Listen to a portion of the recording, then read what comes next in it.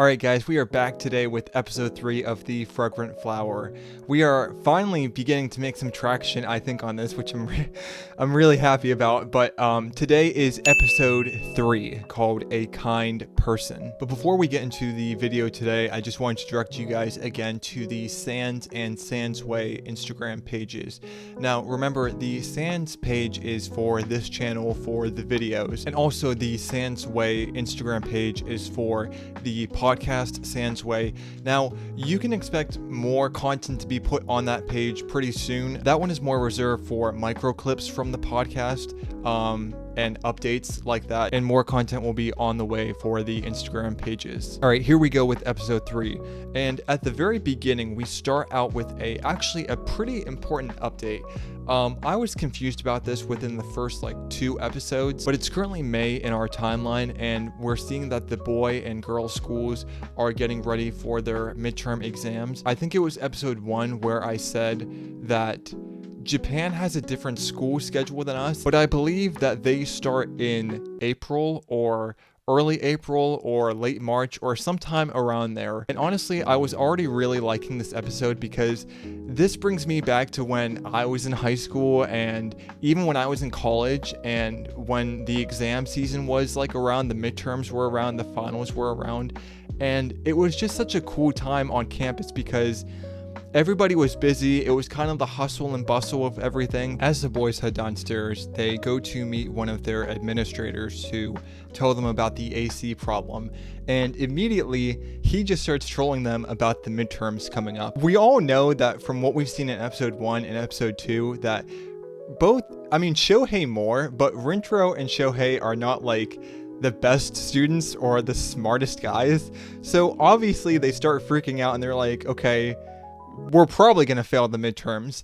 But then the administrator goes and says, well, you guys won't be able to go to the sports festival if you fail the midterms. I just think this is so funny because I love how an administrator is trolling the students. Speaking of the sports festival, this is one of the more, I don't want to say serious events, but more important events that we see here early on in the series. Now, I'm not sure exactly what they meant by this sports festival, because usually schools have traditional school sports or team sports, but if they're hinting at a sports festival, I'm wondering if this is actually something that does with sports, or if we're actually going to get a more festival, carnival kind of vibe from this. But I do think it's really odd because this is also a public school. This isn't a private school, or this isn't a specialized school. We haven't seen anything related to sports being involved in Chidori or Kikyo for that matter. And then I also sort of wonder that if they're getting so excited about this is probably more of a traditional thing, whether it happens every year or every couple years. But is this the only thing that they have? If they don't have traditional sports teams or athletics to work with, is this the only thing that these students have in this town or in the city? I also think that when I hear something like the sports festival, not that specifically, but when I hear about an event like that, there's going to be something significant that happens. I just have a feeling. I'm wondering if Chidori is going to be the only school competing in it, or if Kikyo will be involved as well. After this, the boys go back upstairs and they start once again kind of freaking out about this whole situation because they know that they're probably not going to pass. And while I was watching this, I finally figured out that this is just the midterm. But waiting until the midterm and possibly failing the midterm is definitely not the way to go. And when Shohei approaches him to help him study, he immediately pushes him off and says that he's wasted enough time on him before helping him study for previous midterms or finals or just exams in general. We know that Saku is basically the intellect of this friend group, which honestly I can understand the frustration, because if you continue to try to help somebody over and over again and they still don't get it, I'm talking years at this point. I'm not talking a couple weeks. If they've been friends for this long, he's helped him for years and he still hasn't learned. Or, which is probably more realistic, what's happening is Shohei isn't taking it as seriously, and like we said before, he's kind of the fun and cool guy of the group. He's too lax on things, and I don't think he really has school as his number one priority. So of course, if he's just kind of meddling around and brushing things off, Saku is not going to want to spend a lot of time and invest a lot of his time into helping him. And while all this arguing is going on, Rintaro gets a text from his mom about the cake shop having a sale, and she's asking if he can invite Keiruko to come and buy some cake. So he ends up sending a message to Keiruko about the cake sale. Oh my goodness, we've all been through this at this point, but he's hesitant about it. He's kind of sputtering with like his texting and everything, and he goes over this for several minutes trying to determine like if he sounds dumb, if it sounds okay, if it sounds weird. And it's just funny because this is real. We've all been through this, especially when texting girls that you like or your crush. One bad word can like curse you for good and not allow anything to happen. Now, this is going to be the first time that this assumption pops up throughout the episode, but after Rintaro sends the text and then he gets a response back from Keiruko telling him that she's not able to go to the cake sale today, he starts assuming that even though she might be rich, she can't spend all of her money at the cake shop, or she can't spend it all at this time, or just whatever it is. And yes, while I do understand that this is not like a bad assumption necessarily because she does go to Kikyo, this is just another assumption that he is making about her. And what was the last episode all about? Do not assume things about people. If you don't want assumptions made about you, don't assume things about anybody else. And then he ends up saying that he doesn't know why he's feeling disappointed about her not coming to the shop. And we all know why he's disappointed. I do want to say that he likes her, but I don't know at this very moment. Like, I still think that it's a friend thing. Like, I don't know. I know it's a fragrant flower. I know that it's got romance like embedded in its name, but like, I'm not quite ready to just let go quite yet and say, okay, this is a full-fledged romance, a romantic moment quite yet. They have developed these types of feelings for each other yet. But I'm still kind of wrestling with it. As the school day ends, Shohei and Rintaro, which Shohei is in control, but Shohei and Rintaro decide to go to the library and not study with Saku or Ayato. And I do feel a little bit for Ayato at this point because I don't think that he necessarily picked sides, and I feel like he was more of the mediator in the fight. And they go to the library, and Shohei is all confident. He's making this speech. He doesn't need Saku. He doesn't need anyone to help him. And this lasts like 2 minutes. He's already stuck on a problem. So Rintaro, serving as a voice of reason in this moment, tries to reason with Shohei to go and apologize to Saku and not to view the situation as like an actual argument between the two, because I feel like it was very minimal. In this moment, we see like a softer side of Rintaro, and the only reason I say that is because the way that Shohei responded to him.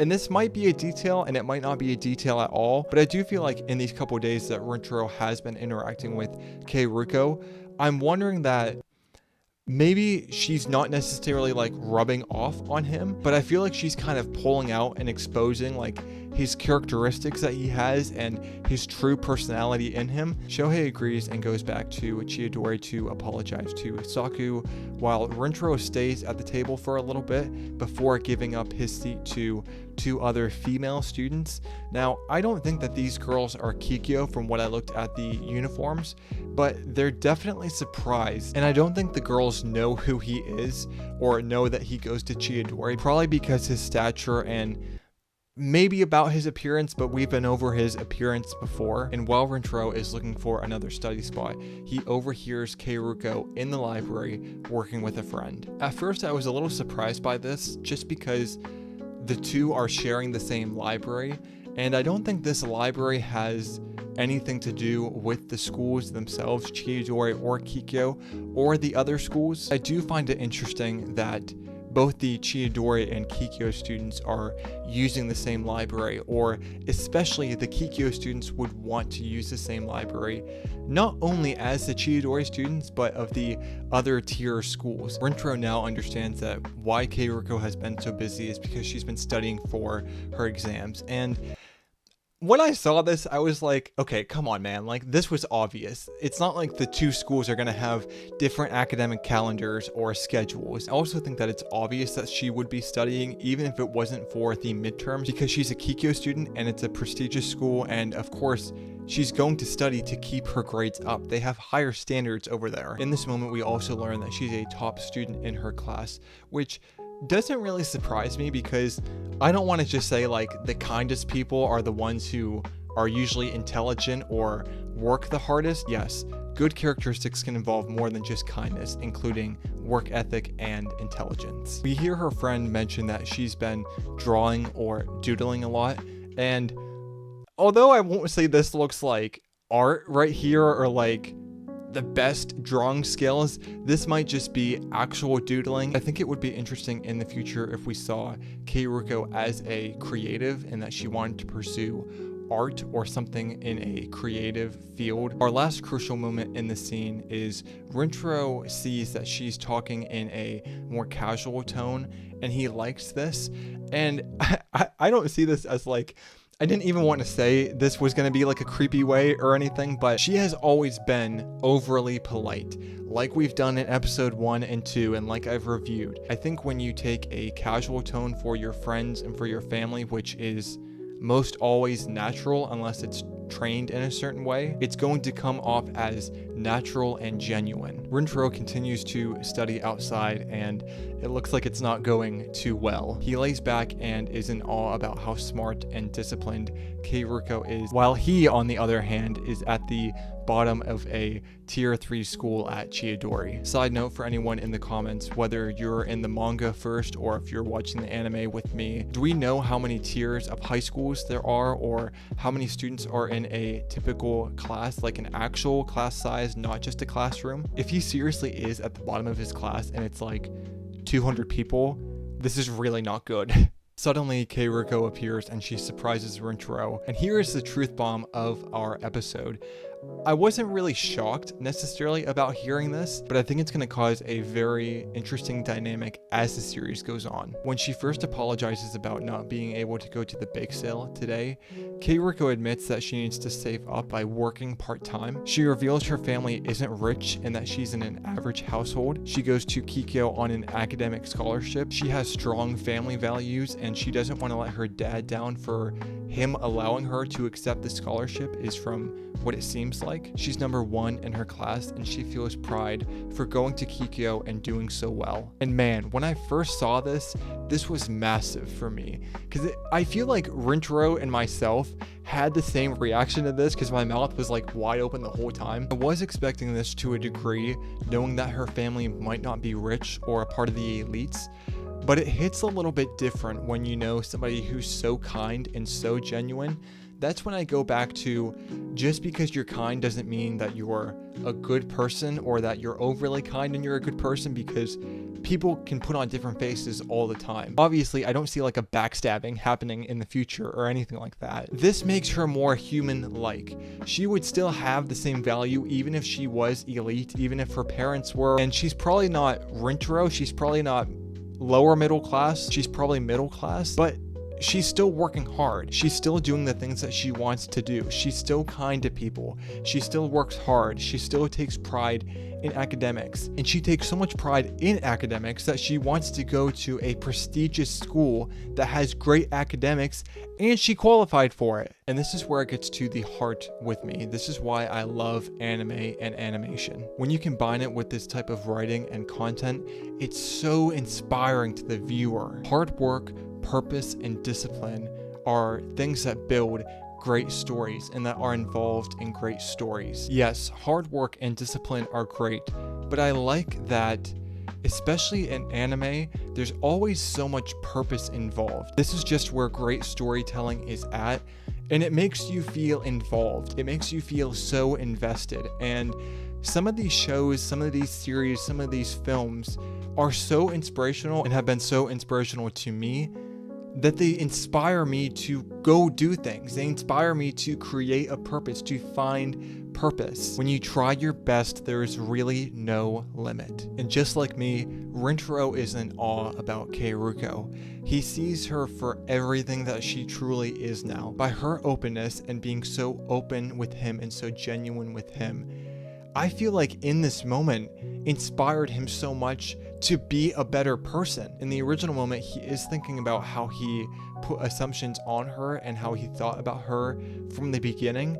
But I feel like this is also the starting change for him, not even just to pursue excellence in academics specifically. This just shows him that he needs to be better and he can be better. He also sees that she has no comparison or resemblance to any Kikyo students. And why I say all of this is Rintaro ends up asking her after this if she can tutor him for the midterm. This is a really bold move.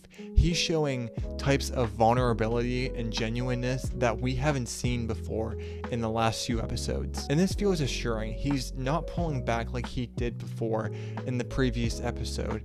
He's more confident in where he stands with things. And I really am impressed by this because it's so hard, especially as a student and at that age. I would be terrified to admit to somebody, oh my gosh, like I'm dumb, or I think I'm dumb, or I'm horrible at this subject, I'm failing at this subject, or I'm failing at this class. I couldn't do that. And by the way Keiruko reacts, I think that she believes him, and I want to say I know that she believes him, and not just because she believes him, but because she sees his transparency. She doesn't look down at him in this moment, and she knows that he's not perfect. But it doesn't matter. It doesn't matter if he's perfect. I think that she just values him for being vulnerable. And just going back to, I don't actually think that he's dumb either. The only thing that separates you from her is you probably haven't tried very hard. She's excelling because of the work that she puts in and the effort that she puts in. I just think that this is a great moment in the series, early on in the series, for him to get more of an act together and live with more purpose and confidence. She vows to help him study, and she seems very glad about this. And just as we've been through this great moment, we see for the first time Keiruko's friend SUBARU appears in the picture. Oh my gosh, guys, the first time that I saw her and I saw the beginning of this interaction, she is so sharp and cold. Oh my gosh. She's like immediately calling Keiruko over to her like multiple times. And I know that he's a Chiyodori student, but she's acting like this is like an ongoing assault or a murder. She very aggressively smears Rintaro for his look and his education. But this is just so aggressive and so mean that I wasn't expecting any of this. I could understand her not liking him or not liking Chiyodori, but this blows everything out of proportion. After this assault, Rintaro looks at her hair and notices that SUBARU has silver hair. Even though to me it looked greenish, but I don't know if that's just like an effect for the anime. It looked greenish to me, but I guess it's silver. And right off the bat, he assumes that she's a foreigner. I find this really interesting because silver isn't a natural hair color. And while the youth are more prone to dye their hair, I wouldn't think for one that Kikyo students would be allowed to dye their hair a non-natural color. But when he assumed that she was a foreigner, gosh, I hope that he wasn't just being like dumb about this. I don't think so. I don't think that he was being dumb, but that would be really, really neat if this was a different Asian country, if she was from somewhere else than Japan. This also makes me question if they're living in the same reality as us. Obviously, there's no magical element or fantasy genre here, or from what I can see at the very beginning. But that would be kind of neat if this was sort of reality, but they also had like different countries in a sense. And silver is not a natural color unless you're getting older and aging. But if this is a sub-reality, I could see it more as being a foreigner hair color. But this will be really cool to look at in the future to see where she's from, if she dyes her hair, or if there's anything else behind this. As SUBARU continues to threaten Rintaro, The situation just gets worse. Shohei, Saku, and Ayato, the group, shows up, and they're now questioning why Kikyo girls would be around Rintaro. And all the while, Keiruko has been standing up for Rintaro this whole time and is trying to explain the whole situation. Shohei finally does end up recognizing that it was Keiruko at the gate that day and tries to approach her to get a better look, but both Rintaro and SUBARU pull them back. This was a little shocking for Rintaro just because of the manner at which he did it. It didn't look aggressive or jarring to me, but it must have been enough because of the way Shohei responded to him saying, hey, I wasn't going to do anything, I wasn't going to hurt her. And even Rintaro knows that that was too hard of a touch, or just the way he did it seemed aggressive. And I think he's probably worried more about how Shohei's thinking about the meaning of why he did that, and if this was connected to Keiruko in a deeper level, which we all know that it sort of is. This is the first moment in this altercation that SUBARU looks shocked with Rintaro, in a good way, I would say. I don't think that she expected him to pull one of his friends back like that, or, like I said, the manner at which he did it, but I feel like this is also the first time, like I said, the first moment where she might be questioning who she's going up against and if she had misjudged him from the start. I'm not saying she felt that way in the moment right then and there, but the thought of that could have floated through her mind there too. When the physical part of this altercation ends, SUBARU seems very protective of Keiruko. I think this shows that there's a deeper meaning between the two and that they probably have a strong and lengthy friendship, which will be interesting to learn more about in the future. And while he wasn't physically involved, Saku does get in on the action and claps back about the Kikyo students, and he also comments on SUBARU's hair. And weirdly enough, SUBARU seems really upset about this comment and she's welling up tears in her eyes, which leads me to believe that there is something also much deeper about her hair, and whether it could be natural or it could be dyed. As the tensions cool, Rintaro is the first one to speak up and say he was the one who approached Keiruko at first to come back and apologize for what had happened at the gate a couple days ago, and saying that he was the one that initiated that sort of tension. And while he was involved in some kind of that way, Shohei was the one who was acting foolish. Rintaro knows what he's doing in this situation. Yes, first off, he wants to protect Keiruko and he wants to protect any sort of smear or assumptions that she might receive if SUBARU go spreading anything like this, which I don't think that she would, but any assumptions made by her. But he's also protecting himself and the sort of relationship that he has right now with Keiruko, because he doesn't want the guys to find out anything deeper than that, just knowing that they won't understand yet. Shortly after this, Shohei approaches Keiruko to sincerely apologize to her. And I really love this because I feel like this ties in the end of the episode really, really well. And Keiruko, being who she is and her character, reciprocates the apology and bows as well. And SUBARU is livid over this. And she claims something very suspicious. She says, get up, don't do that. You never know who's watching. And as soon as I heard this, I feel like it proved the elite status or the elite class having an influence might be something to consider, because if this thing wasn't that big of a deal, why would you say something like that? I think that now seeing and hearing this makes it a more realistic claim that there is an elite class and there is some sort of elite influence that might be excessively working deeper behind the scenes. Or SUBARU could be someone that knows more than Keiruko, and she could be a part of this elite or upper class. A lot of speculation right now, but I think it could head into this direction. After SUBARU and Keiruko leave, the boys are now very confused about how to view Kikyo and pretty much how to view everything. Like I just said before, we might be looking at a more corrupt society or a pretty corrupt society run by an elite group of people. The attention is now turned over to Saku, and obviously Shohei is expecting an apology, or maybe Saku is expecting an apology. I honestly think that Saku should get an apology because I feel like Shohei was more aggressive and then just overall stupid about how he approached an argument with him. Right before the guys make amends, Saku claims that the reason why he reacted that way is because he didn't like the guys just rolling over and surrendering to Kikyo. And I think this is kind of cool that we're learning more about Saku in this moment, that he has more fire and passion that maybe we were set to believe in the first 2 episodes. And a little side note here, but if Chiyadori is a tier 3 school, then why the heck is Saku there? We all know that he is the most intelligent member of the group,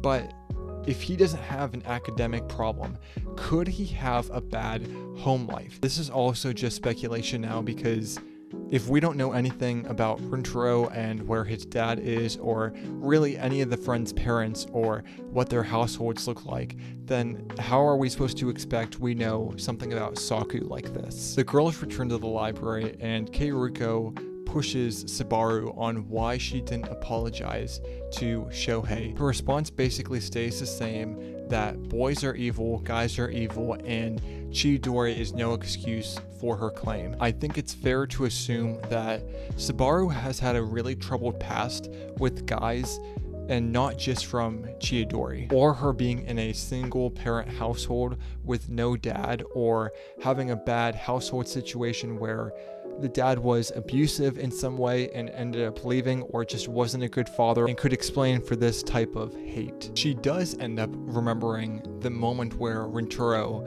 pushed back Shohei and the words that he spoke at the end of that fight that they had, and she asked Keiruko about him and to describe him to her, what he's really like. Keiruko goes on to explain that he's a kind person, he's thoughtful, and a friend of hers. During this describing process, SUBARU gets teary-eyed, and I'm wondering if it's because Keiruko described him as good. As the episode concludes, later that evening, Keiruko calls Rintaro to apologize for how messy the situation got today. She also thanks him for lying about her in the previous situation at school that happened just a couple of days ago, and calling him cool and using a more casual tone with him. And I don't think it's weird for him to notice this because of all the moments that we've had throughout the first 2 episodes now, but he notices her more casual tone. And it doesn't necessarily sound different because there's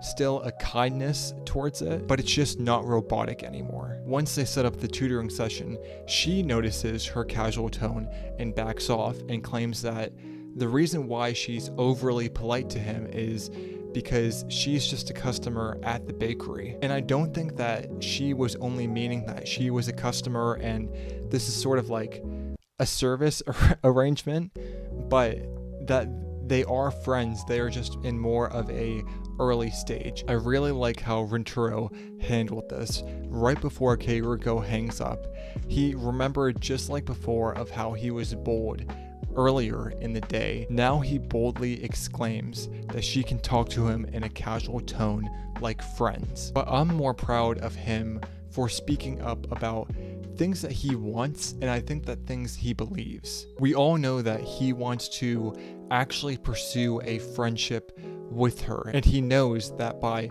getting closer to her, he wants her to feel more comfortable around him. Not that she doesn't already, but that's just another sign of getting closer with somebody and developing into a friendship. And like I said last episode, casualness brings a certain genuineness and transparency that if you continue on the way you are now with being over polite, it comes off as more practiced instead of being free with your words and free with your feelings. After they both hang up, we see that they're kind of embarrassed about the way that they acted, or if they could sense some things through the phone, like her smiling or his demeanor. But this was a incredible step, I would say, to continue driving on the series and developing a closeness between them that we really need for the remainder of this series. Our closing scene brings us to SUBARU's room,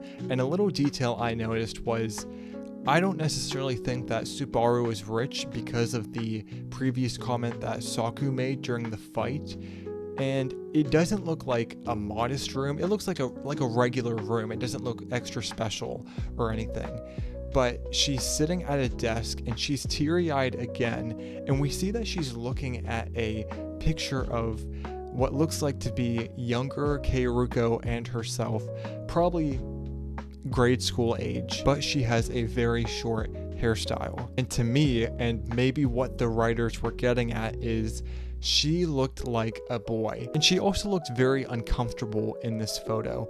Keiruko looked happy in this situation, and we don't know if this was just like a regular photo shoot, a regular portrait with the two of them, or if this was in a moment in the past. This picture does have significance, but let me know what you guys think in the comments. Do you think any of my speculations or my theories are true? Do you share any of them? Do you agree? Do you disagree? Because I think this is a really important moment in the series and for this secondary character. But that's it. That's what we have for episode 3. That's what we have for A Kind Person. We see the relationship sort of developing more. There were some softer moments that I really like to see. I think by far this is the episode that we've learned the most about Keiruko. This didn't feel like day 1 starting everything out. This started like day 30 on a Tuesday. Like, this just felt like a regular day at school. As always, still very excited for our journey, and honestly, this is the most excited I've been, I think, just because of